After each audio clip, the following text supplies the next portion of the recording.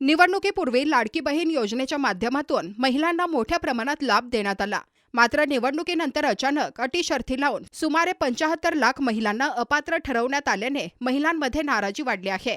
या पार्श्वभूमीवर जळगावमधून एक धक्कादायक घटना समोर आली आहे।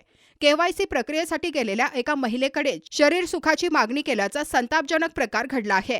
सरकारी योजनेचा लाभ घेण्यासाठी महिलांना अशा प्रकारच्या त्रासाला सामोरं जावं लागत असल्याने संताप व्यक्त केला जातोय।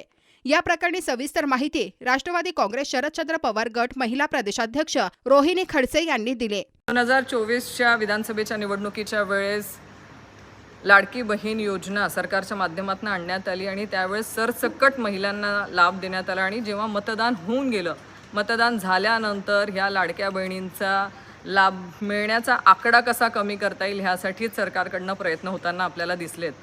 त्यांना वेगवेगळ्या जाचक अटींमध्ये या लाडक्या बहिणींना अडकवण्याचा प्रयत्न केला गेलेला आहे। ई-केवायसी हे त्यातलंच एक जाचक अट ही महिलांना पात्रतेसाठी टाकण्यात आली आणि गेल्या अनेक दिवसांपासून आपण बघतोय की हे ई-केवायसी करत असताना जवळजवळ 75 लाख महिलांना अपात्र सरकारच्या माध्यमातून करण्यात आलेलं आहे।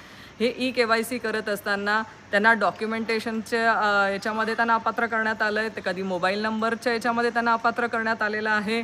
काही वेळेस तर जेव्हा महिला ई-केवायसी करण्यासाठी जेव्हा जात आहेत तेव्हा त्यांचं नाव देखील परस्परच कट करण्यात आलेलं आहे, तेव्हा त्यांना ई-केवायसी करण्याचा संबंधच उरत नाही। अशा ई-केवायसी करण्याच्या ह्या अटीमध्ये ज्या महिलांना जो त्रास सहन करावा लागतोय, ह्या त्रासामध्ये अजून एक भर की काय, आमच्या जळगाव जिल्ह्यामध्ये जेव्हा महिला ई-केवायसी करण्यासाठी गेल्या तेव्हा त्यांना शरीर सुखाची मागणी करण्यात आली।